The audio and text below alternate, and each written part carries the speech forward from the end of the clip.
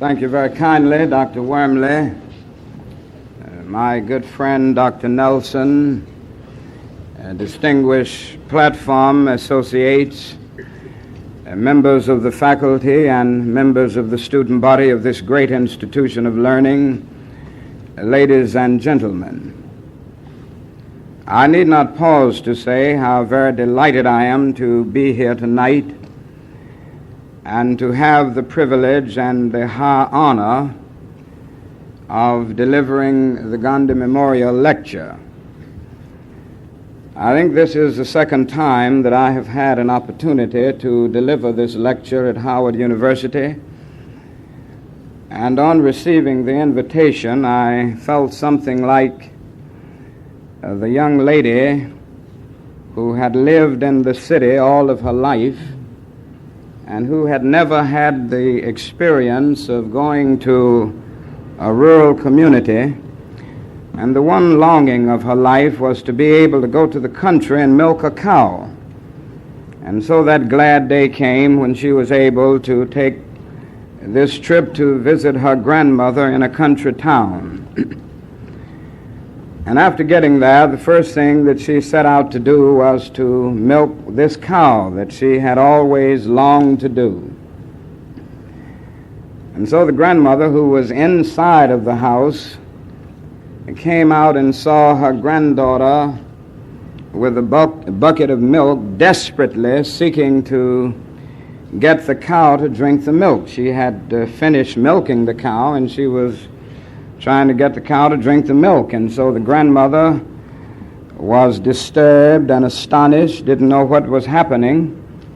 And so she asked her granddaughter about it. She said, "What's wrong? What are you trying to do? You wanted to milk a cow and now you've had the opportunity. Why are you trying to get the cow's mouth open and trying to get the cow to drink the milk?" And the granddaughter said, "Well, I did milk the cow and the milk looked pretty thin to me and I thought I should try to run it back through a second time." So maybe when I was here before, what I had to say was pretty thin. And Dr. Nelson felt that I should come back and try to run it back through a second time. But in all seriousness, I'm delighted to be here. I always feel like being at home, coming home when I come to Howard. I feel like, in a sense, that I'm coming to my alma mater. I happen to be an honorary alumnus of Howard University, so that I always come here not as a stranger, but as one who loves this institution of learning, and as one who has a deep sense of gratitude for all that Howard University has done for the cultural life of our nation, and not only our nation, but for the whole world.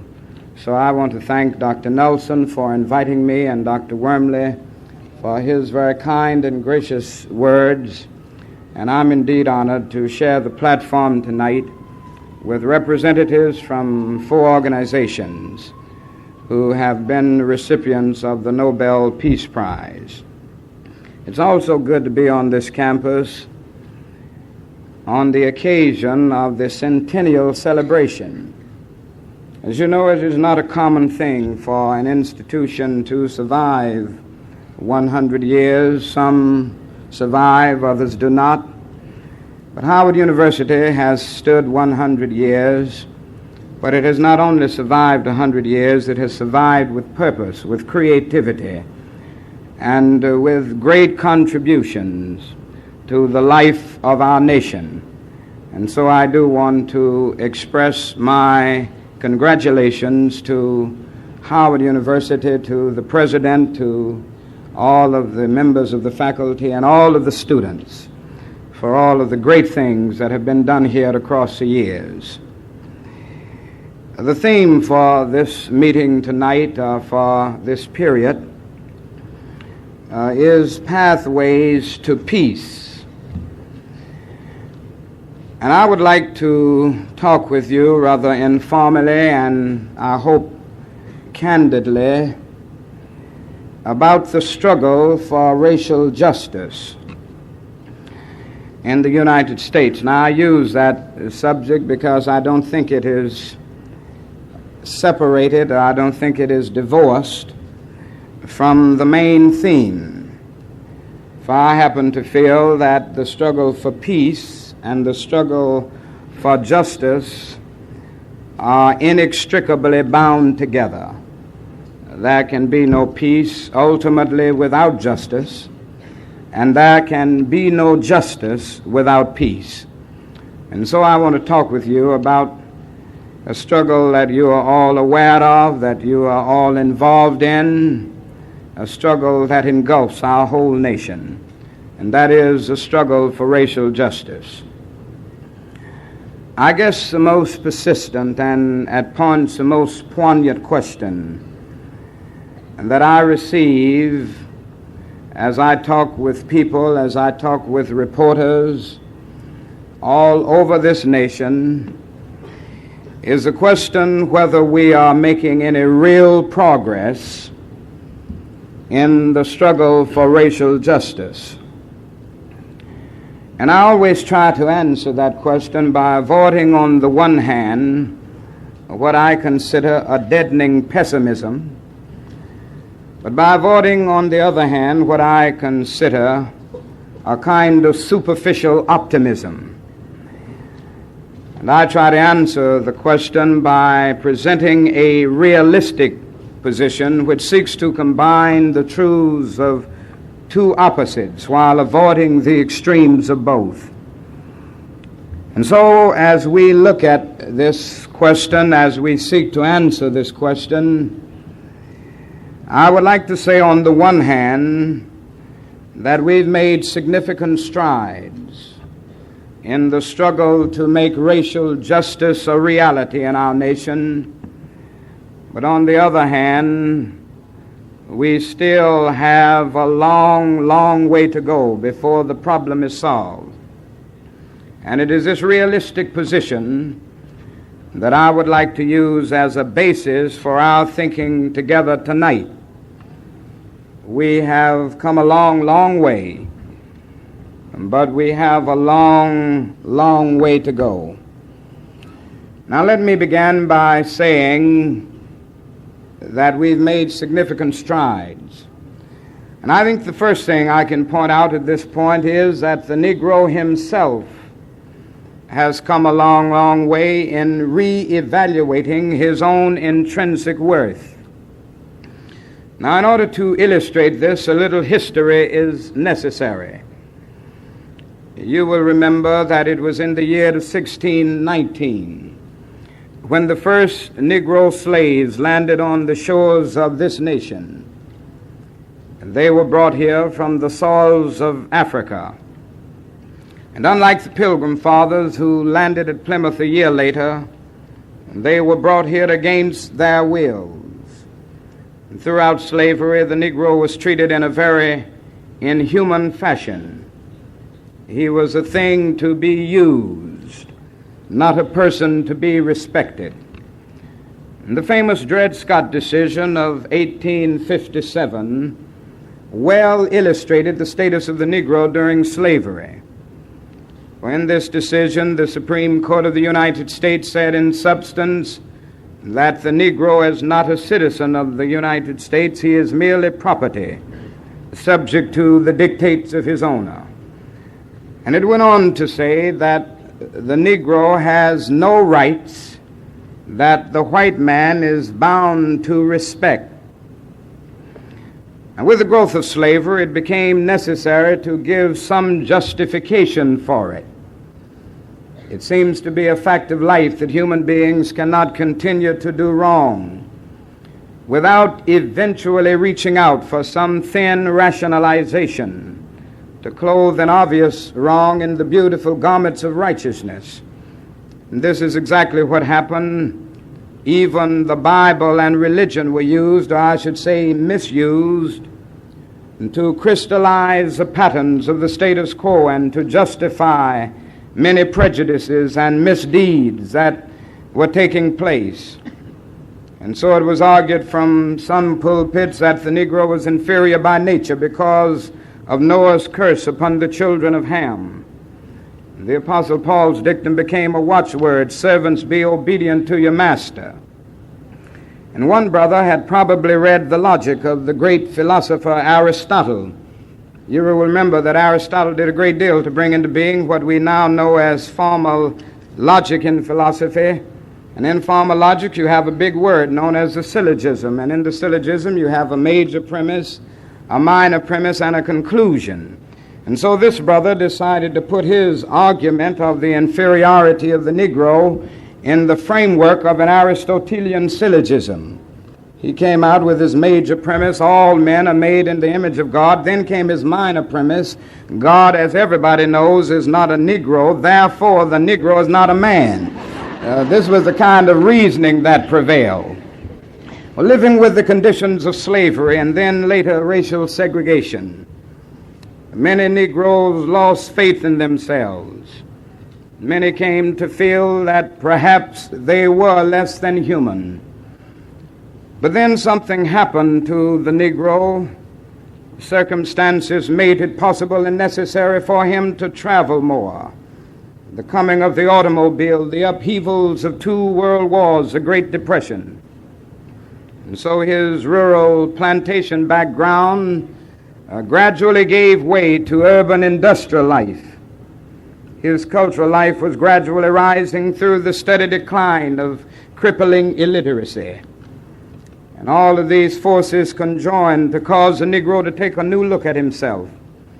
Negro masses all over began to reevaluate themselves, and the Negro came to feel that he was somebody. His religion revealed to him that God loves all of his children, and that the basic thing about a man is not his specificity, but his fundamentum, not the texture of his hair or the color of his skin, but his eternal dignity and worth.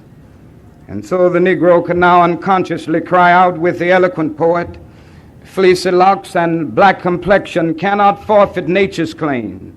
Skin may differ, but affection dwells in black and white the same. And if I were so tall as to reach the pole, or to grasp the ocean at a span, I must be measured by my soul. The mind is the standard of the man.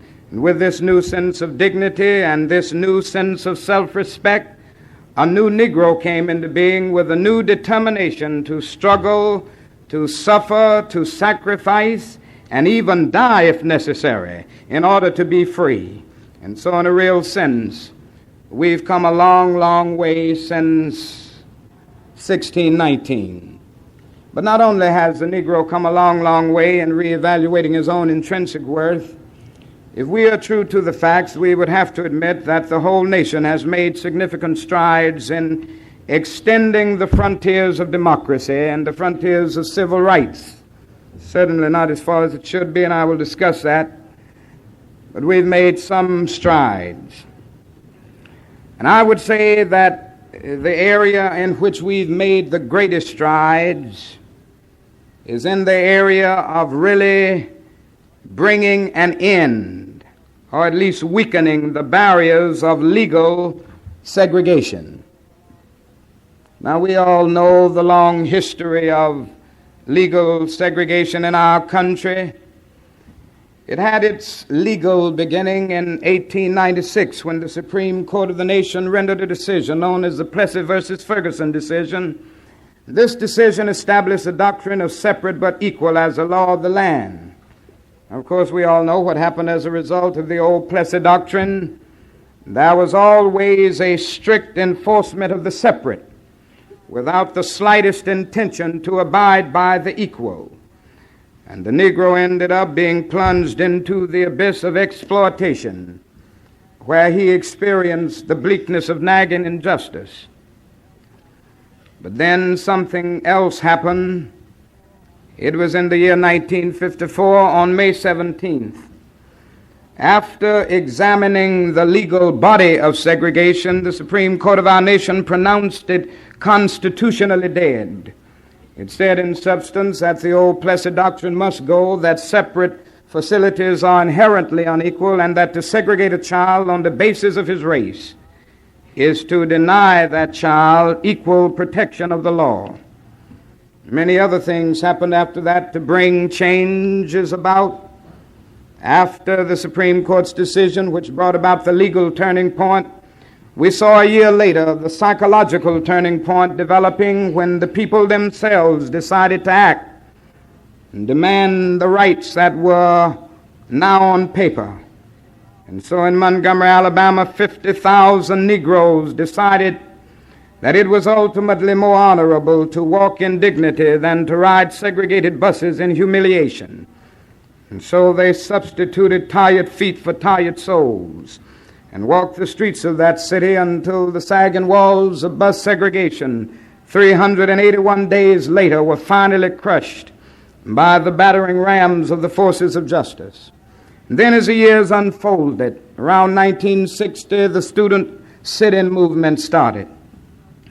And this was a great movement because it reminded the nation of something.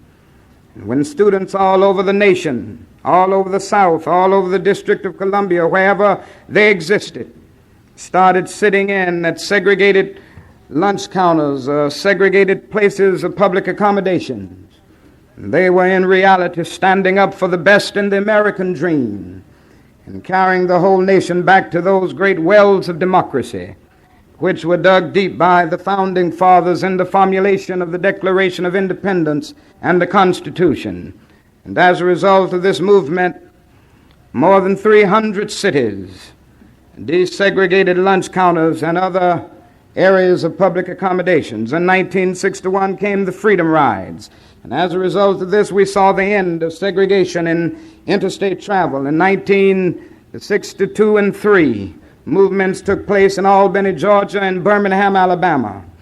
And after that Birmingham movement, something happened to literally subpoena the conscience of a large segment of the nation to appear before the judgment seat of morality on the whole question of civil rights. And so out of that, and as a result of that, a civil rights being came into being in 1964. And then in 1965, the Selma, Alabama movement took place, which dealt with the whole question of the denial of the right to vote.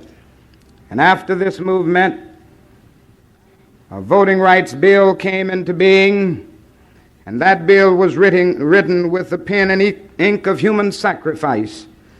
All of these things represented legislative strides, judicial victories, which did a great deal to rectify long-standing evils in the southern part of the United States. And so in a real sense, as a result of these movements, we have made significant steps forward in many areas. To put it figuratively in biblical language, we've broken loose from the Egypt of slavery, and we have moved through the wilderness of legal segregation. And now we stand on the border of the promised land of integration. We've come a long, long way since 1896. Now, this would be a wonderful place for me to end my lecture this evening. First, it would mean giving a rather short lecture, and that would be a magnificent accomplishment for a Baptist preacher. But second, it would mean that the problem is about solved now. You know, it would be a wonderful thing if speakers all over our nation could talk about this problem in terms of a problem that once existed, but that no longer has existence. But you see, if I stop at this point, I will merely be stating a fact and not telling the truth. You know, a fact is merely the absence of contradiction. But I learned from Dr. Brightman and Dr. DeWolf, my professor at Boston University, who's here tonight, that truth, as Hegel would say it, is the presence of coherence. Truth is the relatedness of facts. Now, it's a fact that we've come a long, long way, but it isn't the whole truth. And if I stop at this point, I'm afraid that I will leave you the victims.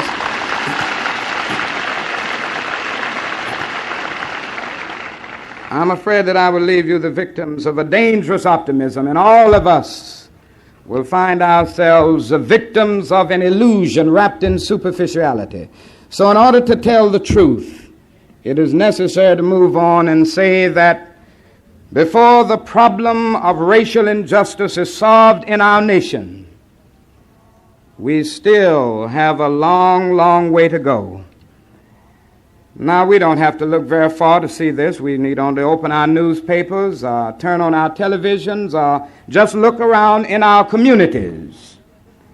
And things are happening every day to cause us to know that we are far from the promised land in the area of racial justice.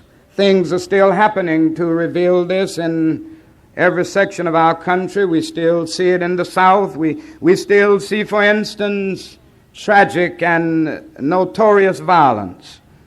In many areas of our country today, the murder of Negroes and white civil rights workers is still a popular pastime. Over the last few years, I would say in the last 4 years, figures reveal that in Alabama and Mississippi, more than 74 Negroes and white persons have been brutally murdered. It's related to the civil rights movement, and not a single person has been convicted. This tells us that we have a long, long way to go. In Mississippi, over the last 20 months, some 58 Negro churches have been burned to the ground. It seems that they have a new motto in Mississippi now: not attend the church of your choice, but burn the church of your choice. All of this tells us that something tragic is still alive in our nation. But that isn't the only thing. It is one thing to lynch an individual physically. This is tragic. This is brutal. This is vicious. But that is another kind of brutality that is just as pernicious to the individuals involved, and that is to lynch individuals spiritually. And this is what we find today all over our nation, that Negroes by the millions are still being lynched and murdered spiritually. We can go into any of our cities, and the story is the same. Millions of Negroes hovered up into ghettos, finding themselves having to live in rat-infested, vermin-filled slums. More than 40% of the Negro families of our country live in substandard, dilapidated, deteriorating housing conditions where they don't have wall-to-wall carpet, but wall-to-wall rats and roaches. This is a fact of life for millions of our brothers and our sisters. We see it in the area of education. We see the problem growing every day. The fact is that the schools in the North are more segregated today than they were 30 years ago.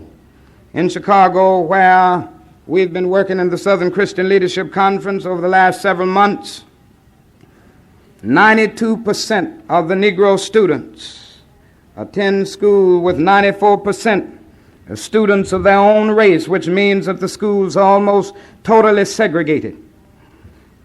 And this means that many social problems are created.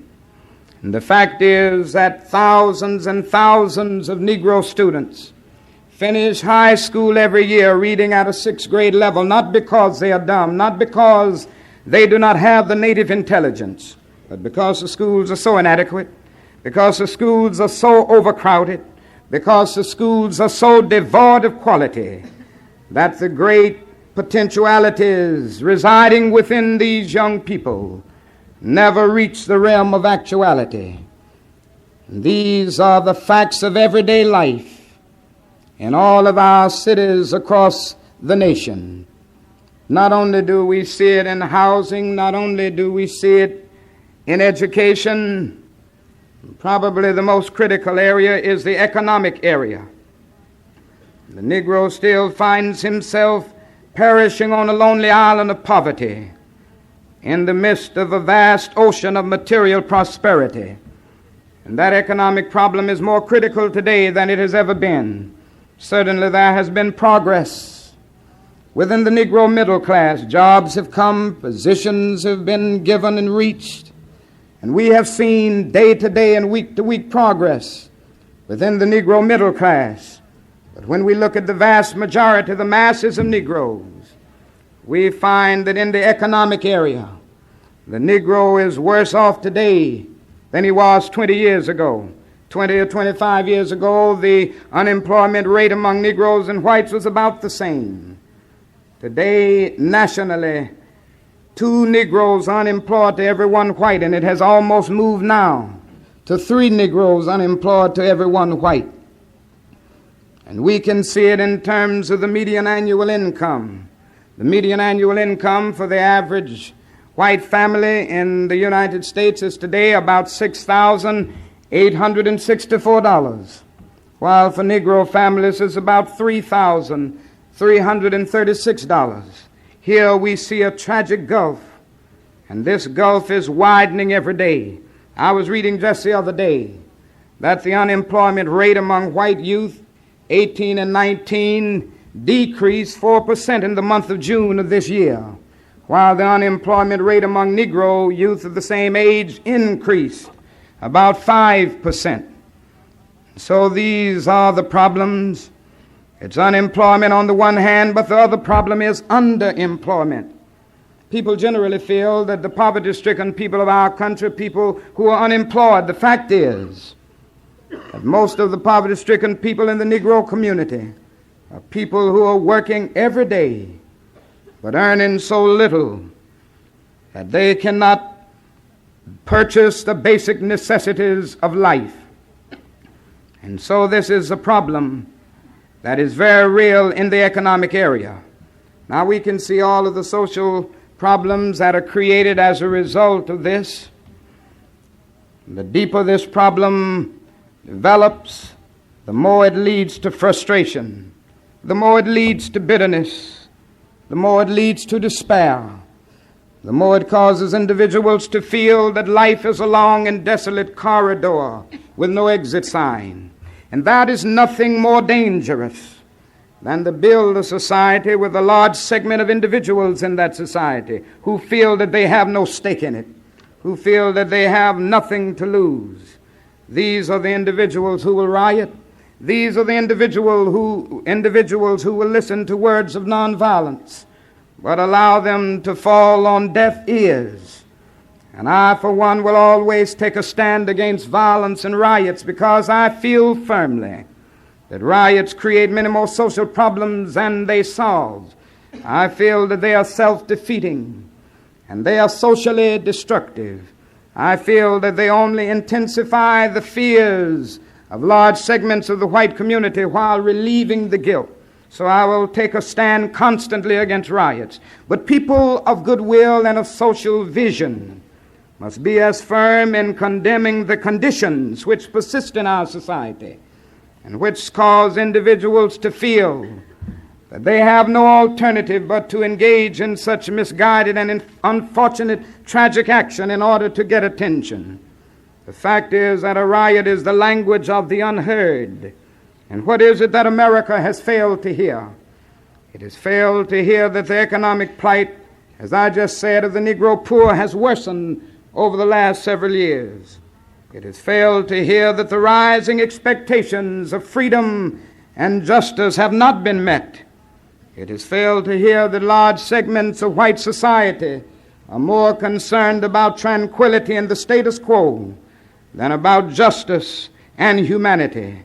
And so our nation's summers of riots are caused by our nation's winters of delay. And as long as there is that delay, as long as there is that failure to bring into full realization the promises of democracy, we will find ourselves sinking into darker nights of social disruption. And so it is necessary to deal with all of these problems passionately and unrelentingly. It is necessary to go this additional distance in order to make brotherhood a reality. Now let me suggest just 2 or 3 things that must be done in our nation, it seems to me, in order to make racial justice a reality, in order to go this additional distance. Let me say that it is necessary for all people of goodwill to engage in a massive action program to solve many of the problems that I just mentioned. These problems aren't going to work themselves out. It will be necessary for the forces of goodwill of our nation to work with determination to solve them. Now, at this point, I would like to mention that we should go all out to grapple with the economic problem that we face in the Negro community and the economic problem that the poor people of our nation face generally. I don't think this is too much to ask.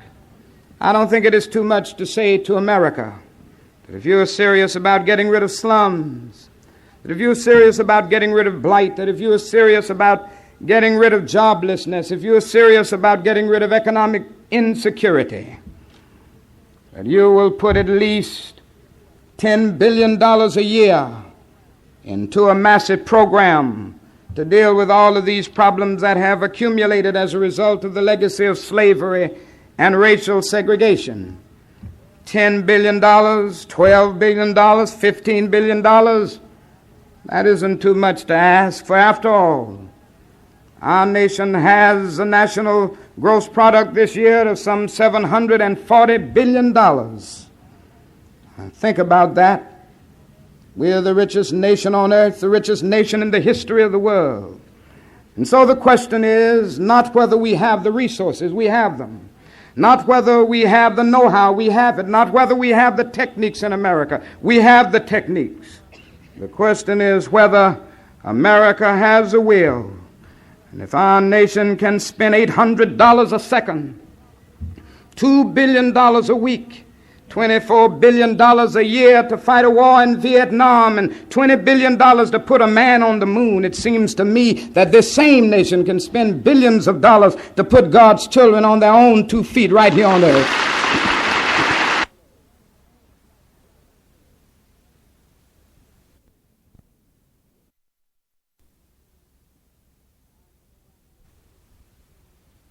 And I must frankly say that so often I come to the conclusion that forces in our nation are much more concerned about winning the war in Vietnam than they are about winning the war against poverty right here at home. And this is a tragedy. And so we must develop a program to keep this issue before the conscience of the nation, making it palpably clear that this economic problem must be solved if we are to be the great nation that we are called to be. If we are to be the great nation of justice and brotherhood, we must deal with this problem. And certainly the resources, as I said, are here, and God never intended for some of his children to live in inordinate, superfluous wealth, while others live in abject, deadening poverty. And he's left enough and to spare in this world for all of his children to have the basic necessities of life. And we must keep this before the attention of our nation. Now, as we keep this issue alive, we must be prepared for the difficulties ahead. And when I say being prepared for the difficulties ahead, we must face the fact that we are now in the most difficult phase of the civil rights struggle. If we want to call it the human rights struggle, that's all right with me. But we are in the most difficult phase of that struggle. People talk about the white backlash. You hear a lot about that, and we've heard a lot about it today and yesterday because we're in this election period. Now, my answer to this question is that there's really no white backlash, because that gives the impression that the nation had decided it was going to solve this problem, and that the nation had really decided that justice should be granted to the Negro in all dimensions. And then there was a step back because of developments in the civil rights movement. Now, the fact is that America has been backlashing on the civil rights question for centuries now.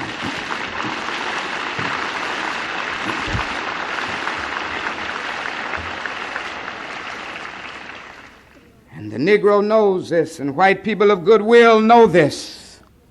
On the Statue of Liberty, we read that this nation is the mother of exiles.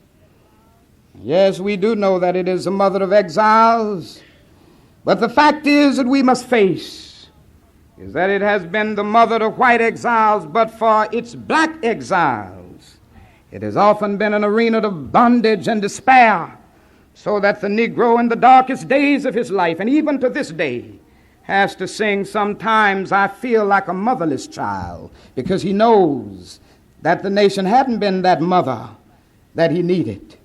And so the backlash is merely the surfacing of prejudices, hostilities, hatreds, and fears that already existed, and they're just now coming out in the open. And this must be faced factually. And that fact is that demands are being made now that the nation wasn't willing to give in on in the very beginning.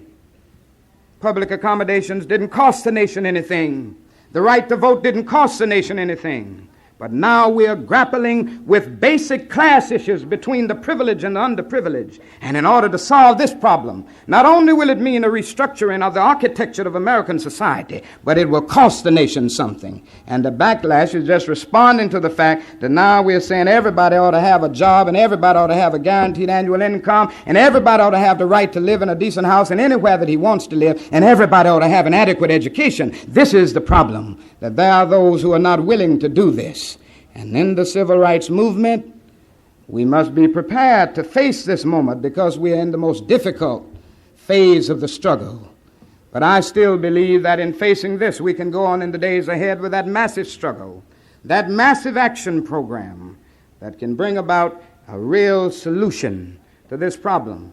I want to mention next in this action program that in order to deal with the problem, we've got to deal with, get rid of what I refer to so often, I guess I mentioned it here before, as the myth of time. Now you've heard this. It's the notion that only time can solve the problem that we face in the area of racial injustice. And there are those, and often kind of sincere people, who say to Negroes and their allies in the white community, just be nice and patient and continue to pray, and in 100 or 200 years, the problem will work itself out. That only time can solve the problem. Well, that is a myth involved here, and that is an answer to this myth. And that is that time is neutral. It can be used either constructively or destructively. And I must say to you tonight, my friends, that I'm convinced that the forces of ill will in our nation have often used time much more effectively than the forces of goodwill. And we may well have to repent in this generation, not merely for the vitriolic words and the violent actions of the bad people who will bomb a church in Birmingham, Alabama, but we will have to repent for the appalling silence and indifference of the good people who sit around and say, wait on time. Somewhere we must come to see that human progress never rolls in on the wheels of inevitability. It comes through the tireless efforts and the persistent work of dedicated individuals who are willing to be co-workers with God. And without this hard work, time itself becomes an ally of the primitive forces of social stagnation. And so we must help time, and we must realize that the time is always ripe to do right. Somewhere Edmund Burke said, when bad men combine, good men must unite. And this is a great challenge facing America. When bad men plot, good men must plan. When bad men burn and bomb, good men must build and bind. When bad men would shout tragic words of hatred, good men must proclaim the glories of love. When bad men would seek to preserve an unjust status quo, good men must seek to bring into being a just social order. And so no longer can we live with the myth of time. It is necessary to use time creatively and constructively. And that is another myth that gets around, and that is the notion that legislation can't solve the problem that we face in the area of racial injustice because you've got to change the heart, and that you can't change the heart through issuing an executive order or by having a decision by the Supreme Court, or you can't change the heart by getting a law written on the books. I guess there's some truth in that. There's certainly some truth in the fact that if we are to solve the problems that we face in the area of racial injustice, people are going to have to change their hearts eventually. If we're going to have a truly brotherly society, it's certainly true that men will have to rise to the point of being obedient to the unenforceable. I would be the first one to say that. But after bringing this out, it is necessary to bring the other side. And that is that it may be true that morality cannot be legislated, but behavior can be regulated. It may be true that the law cannot change the heart, but it can restrain the heartless. It may be true that the law can't make a man love me, but it can restrain him from lynching me, and I think that's pretty important also.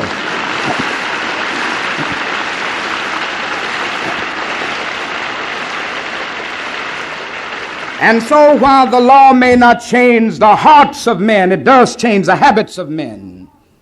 And when you change the habits of men, pretty soon behavioral patterns will be changed, attitudes will be changed, and hopefully hearts will be changed.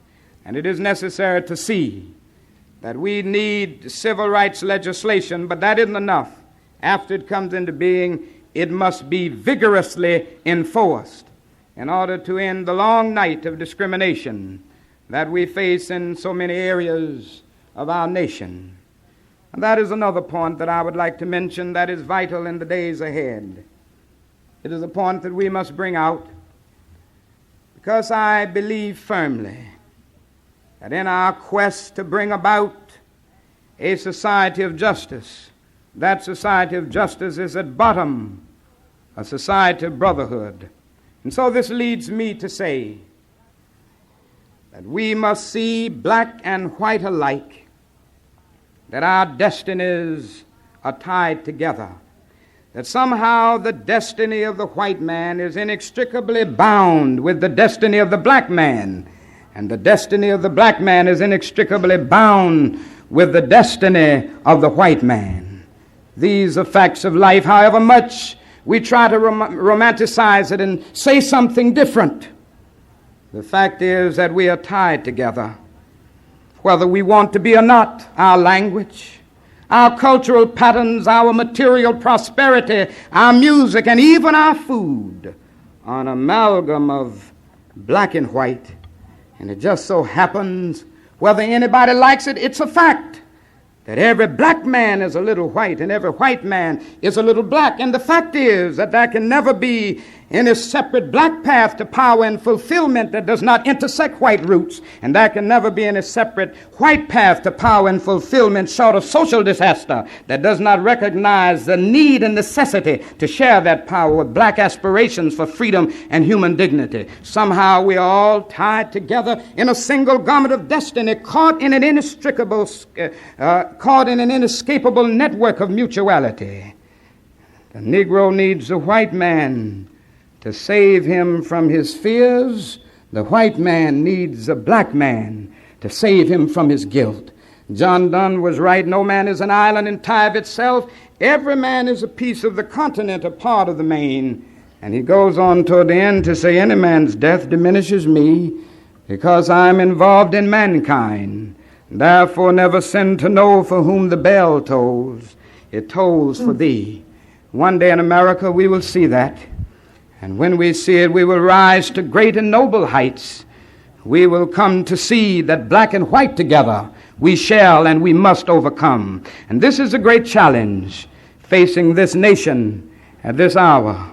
And let me say in conclusion that our goal is freedom. And I believe firmly that we're going to get there.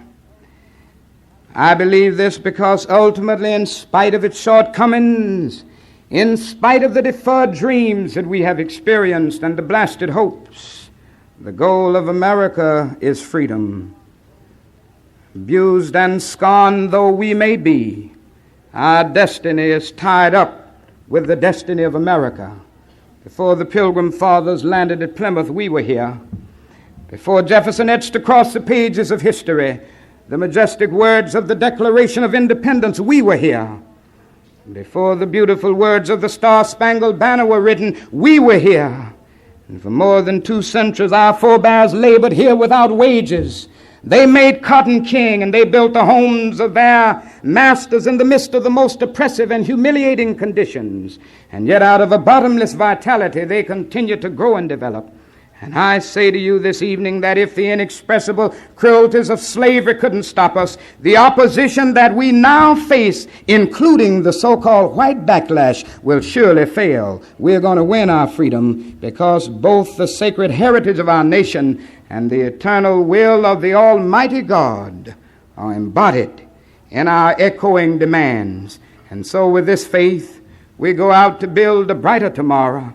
We're going to win our freedom because Carlyle is right, no lie can live forever. We're going to win our freedom because William Cullen Bryant is right, truth-crushed earth will rise again.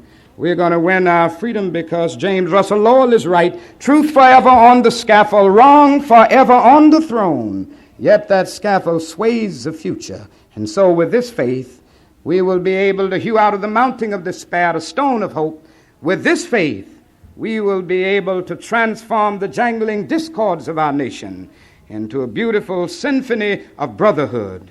With this faith, we will be able to speed up the day when justice will roll down like waters and righteousness like a mighty stream. And so the challenge of the hour is for America to rise up, not next week, not next month, not even an hour from now, but rise up at this moment to make justice a reality, and for every black man and woman, boy and girl, to rise up and be a participant in this great drama taking place on American history. Rise up at this moment, recognizing a tiny little minute, just 60 seconds in it. I didn't choose it. I can't refuse it. It's up to me to use it. A tiny little minute, just 60 seconds in it, but eternity is in it. And this is a challenge facing America. Thank you.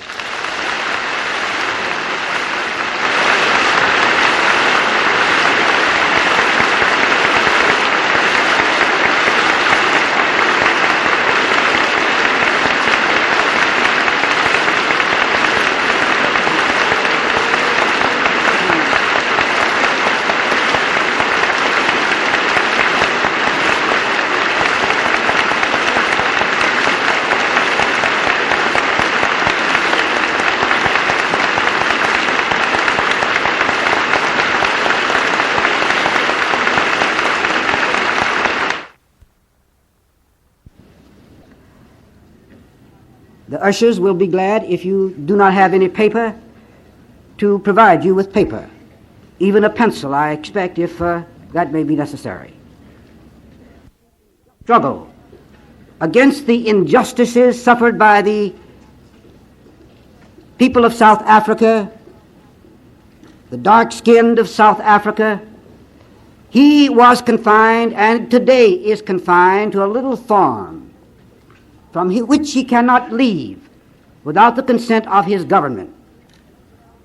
In 1960, the Nobel Committee in Oslo reached down and picked Mr. Luthuli out and brought him to Oslo, where he received a Nobel Peace Prize. One of the first persons we invited to come and participate in this conference was Albert John Luthuli.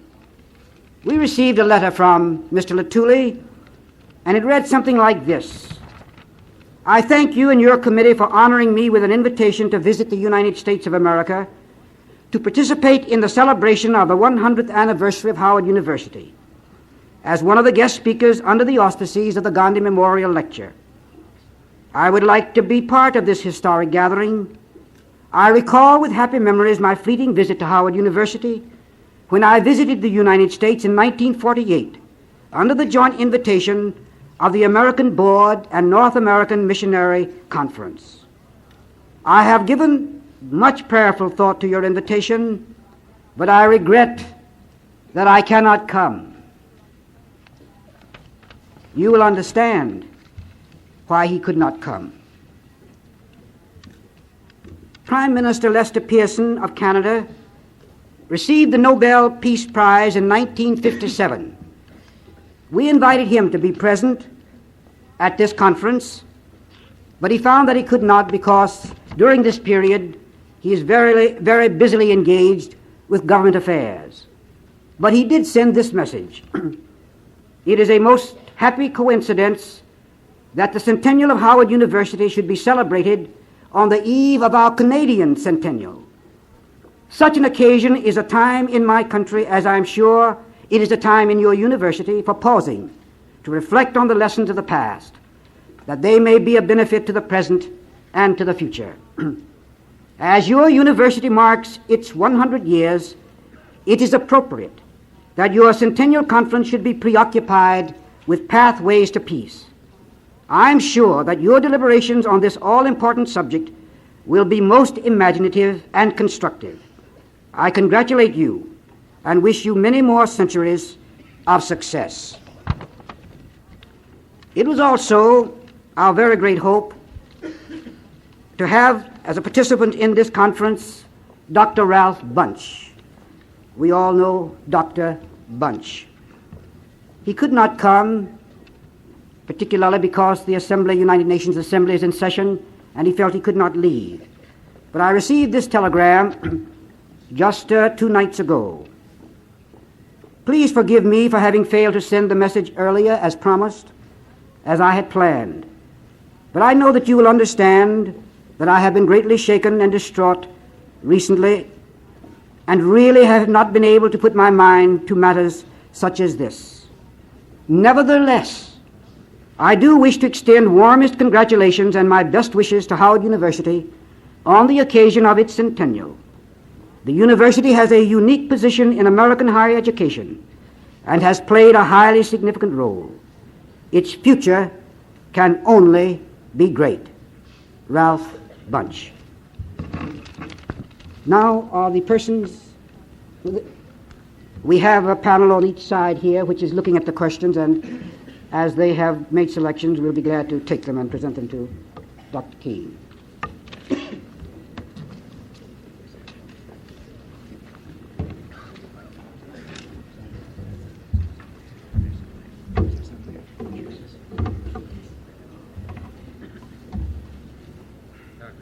Yes.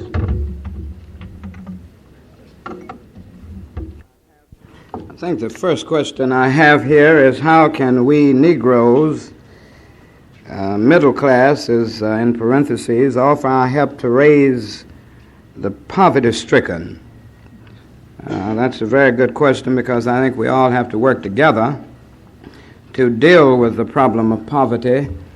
And as we all know, it's a very serious problem in our country. I don't think there's any way to solve the problem of poverty in our country without having the kind of massive effort that I tried to mention earlier.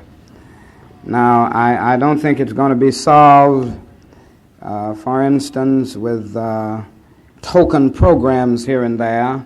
I think the poverty program is certainly a good faith start, but the program as we now know it and as we now have it in our nation is so small in terms of the dollar output that it can't even begin to grapple with the problem of poverty. What it so often does is to lift the aspirations and the hopes of the poverty-stricken, only to leave them with these hopes blasted, because the program can't fulfill the hopes and can't really grapple with hardcore poverty. So I think we need a program much larger than the present war on poverty, which only has a budget of about $1,700,000,000 for the coming year. I think, as I said, that we've got to develop a program which has enough money to in fact deal with the problem of slum housing, to in fact make jobs a reality with adequate income for all of the unemployed, and this would have to come through massive public works programs and massive training programs. It would demand an even greater raising of the minimum wage. It ought to be at least $2 an hour. And then it would also require, it seems to me, thinking of something that we have not thought of too much in our nation, and that is a guaranteed annual income for all poor people, so that there would be an economic floor beneath which no one would fall, no family economically. Now, naturally, this isn't going to be done by talking about it. It's got to be done as a result of programs that are geared in that direction. And I think the Negro middle class can be very important in such a program by providing a great deal of the know-how, by providing a great deal of the research that will be needed in order to really develop the programs on paper, but also by providing the supportive action that will be necessary in order to bring these matters before our cities. And it needs to be brought out in all of our major cities and to the federal government. And I believe that the Negro middle class can do a great deal at that point. Plus, the Negro middle class being more economically secure than the poverty-stricken Negroes of our country can do a great deal to give support economically to the organizations that are out in the forefront of the struggle to bring these issues before the conscience of the nation. Every civil rights organization needs financial support, and the Negro middle class certainly hadn't given the kind of financial support to these organizations that they need. So I think these are some of the things that can be done in order to move on toward the day of dealing with the problem of poverty. The next question, please give your viewpoint on black power. I knew I'd get that question at Howard University. I think there are two sides or 2 points that can be brought out at this point, and I always speak frankly and honestly, and I think you know my position. As a leader, I must be concerned about the problem of semantics and the use of words. I find a great deal to agree with and to sympathize with in the concept of black power, and I'll tell you what I think that concept should mean. But the slogan, I find it very difficult to deal with because I think it's an unfortunate use of words, not because the concept may not have some positive, valuable principles, but because the connotations, and every English major knows that every word has a connotative and a denotative meaning, and I find no difficulty when it is properly interpreted with the denotative meaning of black power, but the connotative meaning, I think, can be very unfortunate. When you put the word black and power together, it gives the impression that you mean black domination rather than black equality because of what power means to most people. Now, certainly, I think there is a need for power in the black community. If there's any problem that the Negro faces in America, it is that he is powerless economically and politically. And anybody who knows the ghetto knows that the ghetto is an arena of powerlessness brought into being to a large extent to preserve the powerlessness of the Negro, and certainly he has to rise from this position of powerlessness to a position of creative and positive power, so that if by black power we mean amassing political and economic power to achieve our legitimate goals, then this is a kind of legitimate power that I think all people of good will recognize and recognize our need for. I think there's another thing that to me is very important, and I've been trying to preach it for a long time, and that is that the Negro has been devoid in so many instances of the kind of sense, the sense of somebodyness that he needs. The system has done this to the American Negro, so that the Negro so often has not had a sense of appreciation for his heritage. He has not had the racial pride. He's often been ashamed of himself. He's been ashamed of being black. He's been ashamed of being a Negro. And this has been very tragic. And if there's any one thing that the Negro needs more than anything is a sense of dignity, a sense of self-respect, and a feeling of somebodyness. And certainly he needs a feeling that he should not be ashamed of being black, because black is as beautiful as any other color. So I think it's very important.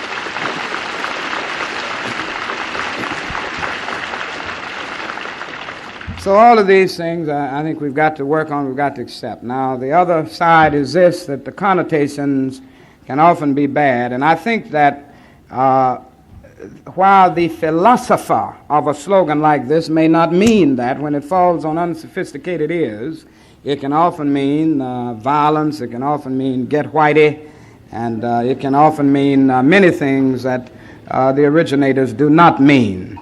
Certainly if black power means a kind of black separatism that does not recognize the impracticality of such a course, it is something that I could never accept. If it means a kind of turning to violence and rioting as a means of gaining justice, and I couldn't accept that, because I think it's both impractical and immoral for the Negro to even think of violence as a solution to the problem. And I won't spend a long time arguing that.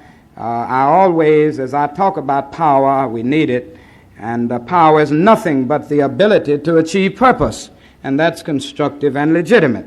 But also we must recognize that power is the right use of strength. And if we don't recognize that, Lord Acton is right, power corrupts, and absolute power corrupts absolutely. And I certainly don't want to see the Negro turn around and do to anybody what has happened to him, because that's one aspect of the lowest element in white society that I don't mean to imitate. And it seems to me that we've got to see this.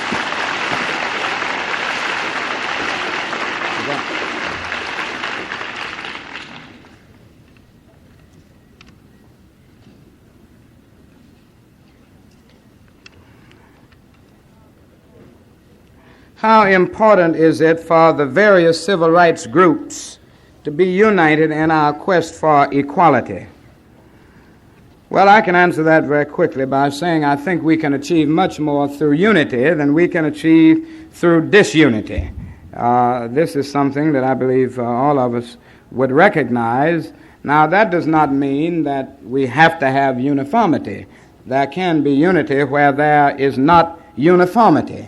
And I feel that we should continue to search for the kind of unity that we need in the civil rights movement, because many of the opponents of civil rights are very happy when they feel that there is disunity in the very center of the movement. And I think we ought to go all out to achieve this unity. Now, it may mean that in achieving this unity, we recognize that the various organizations will have different points of emphasis, but it does not mean that we're going down a different path. It seems that we should all be moving down the same road. It may be a three-lane highway, so to speak, but all moving in the same direction toward the same goal. So I would answer that by saying that I think it is very important to have unity within the civil rights movement, and if there are waverings or if it appears that we do not have unity, I think it is needed. I think it's necessary for us to search for it at this time. To what do you attribute the apathy of the civil rights movements on Negro colleges, I guess that's on Negro college campuses, as a whole? Well, I would say first that this apathy, if there is apathy alive now, it certainly hasn't always existed, because the colleges and the universities furnished great leadership and great support for the civil rights struggle from the days from 1960 on up. And that was a generation, a period when students by the thousands expressed themselves, engaged in the kind of creative activity that kept this issue alive and kept it before the nation and dramatized it in a very significant way. So that if there is apathy, it is something that has recently developed. What accounts for this is difficult to say. I think that it may be true that in life you do go through these moments which you refer to on the one hand as peak moments of united activity and valley moments of dissent and debate and indeed dissension sometime. And when you come to these valley moments, it leads to general apathy in many conditions. Also, I think that many people felt that after the Civil Rights Bill of 64 and then the Voting Rights Bill of 65, that we had solved the civil rights problem in the United States. And it was as simple as that they looked at that legislation And so many people became complacent, and I found this not only in the white community, but many Negroes felt that after the Civil Rights Bill of 64 and the Voting Rights Bill of 65, that we had about solved the problem. And I think that has brought about some apathy within certain segments of our society. But the problem is, as you well know, that these legislative victories did a great deal to rectify long-standing evils of the South, but they did very little to improve the lot of the millions of Negroes in the teeming ghettos of the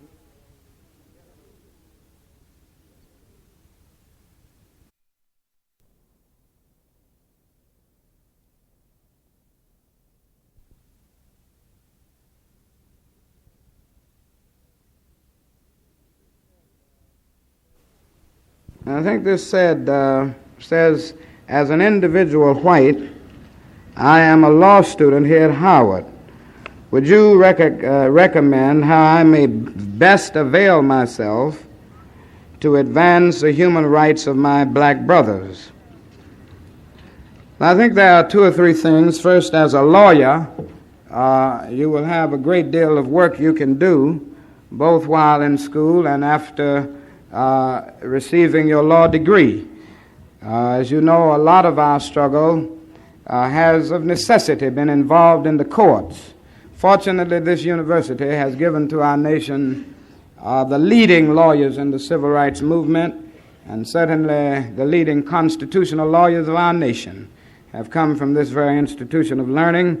And I don't see a day in the very near future where we will not need lawyers to constantly aid us in our many struggles, and many have volunteered their services. They have given their time to support the civil rights movement in terms of giving legal support. So that is one way to become involved. There are many legal arms to the civil rights movement that I won't take the time to mention, but you could certainly work with these particular legal arms.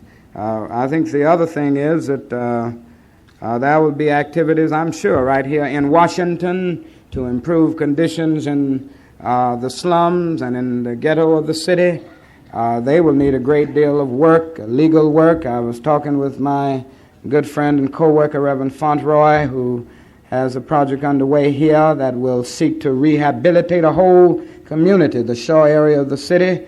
And you can think of the expertise that will be needed to do this big job, to go all out to improve conditions and rehabilitate a whole community. And there will be many other activities right here in the District of Columbia that all people of goodwill in school or professors or out of school can participate in, volunteer their services for.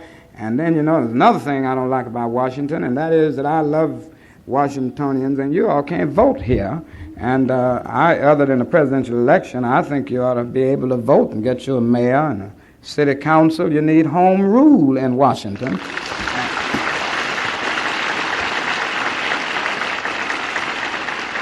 And if there isn't some real activity around this whole question of home rule and keeping it before the Congress, Washington won't get home rule soon. And there needs to be leadership on this, and you have that, as well as the support of people all over the city, a coalition of conscience to make home rule a reality right here in Washington. And certainly law students and other students can participate in this kind of movement. Are there others?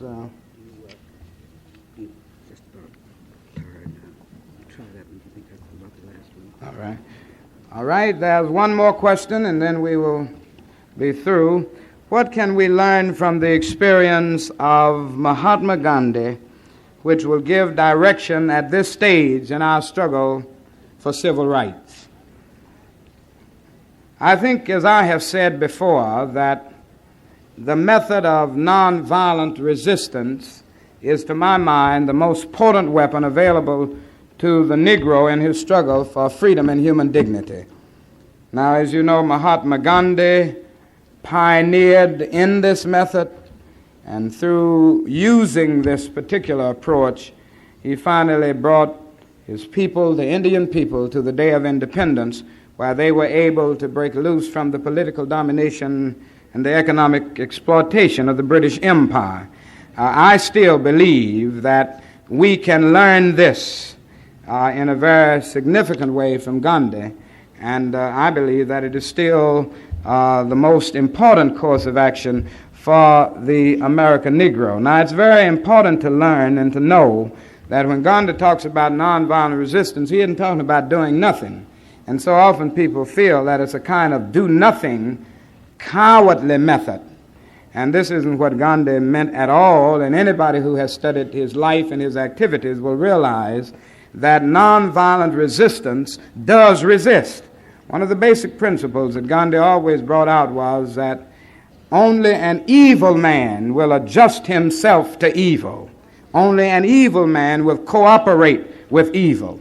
And it is just as important to see today, as Gandhi saw and as he saw it reading Thoreau, that non-cooperation with evil is as much a moral obligation as is cooperation with good. So the nonviolent resistance doesn't mean sitting down, doing nothing, merely accepting evil, but it means standing up courageously against evil, but recognizing that it is not tactically sound, nor morally excellent to engage in violence in the process, because the minute this happens, it only intensifies the existence of violence in the situation, and it really doesn't solve the social problem. So the only thing I can say in answer to this question is that we must delve deeper into nonviolence and into this method, and I believe that it is the way. The fact is that even if it were not immoral, we have neither the techniques nor the instruments to win a violent campaign in the United States of America. It is just a fact that we have to realize that never in history has a violent minority won a victory over a power or numerical majority unless there was sympathy on a broad scale within that majority for those who were using violence. It may be that in the American Revolution, it was a minority of people who were actually in the war and in the army, but they had the sympathy of the vast majority of the American people. It may be that a Castro was in the hills with a numerical minority in Cuba, but he had the sympathy of the vast majority of the non-resisting, the others who were not fighting the Batista regime. But the fact is that in the United States of America, if the Negro started his campaign of violence, first, Negroes not united on violence, so that the 10% would be divided, and then the other 90 would be totally against it, and we couldn't get nowhere but following a kind of nihilistic course of disruption for disruption's sake, and it just ends up solving any problem. I remember in Chicago this summer, there was a riot, and it did, a riot sometimes causes them to stop and look. But they didn't give us nothing but a sprinkler system or something, and then they used the riot as a means to try to, get off the hook and as an excuse for inaction. Then we, a month later, decided that we were still going to remain true to our nonviolent principles, and we did that. And we got together and we organized a nonviolent movement on housing. We started demonstrating around this issue. And we demonstrated and demonstrated. We stood up firmly with courage, with morality, with power. And then the power structure of Chicago came to see that it had to capitulate. And as a result of that nonviolent movement, we were able to get a little more than a sprinkler system here and there. But we had the whole power structure of Chicago to sit down and work out an agreement whereby we would have the most comprehensive open housing proposal ever worked out by any city. And I still think that nonviolence is the most powerful and the most effective instrument that the Negro has in his struggle in the United States of America.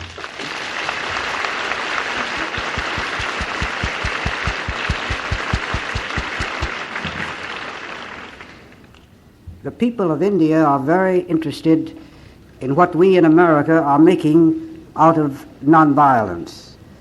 They are interested from the distance, and those who are in Washington are interested. We have present tonight Dr. Banerjee, Minister of the Indian Embassy, and in the absence of the Ambassador, the Chargé d'Affaires. He is here to represent the Indian community and to wish us well in our thinking about this particular method in winning the wider freedom of our people in this country. We welcome Dr. Banerjee tonight.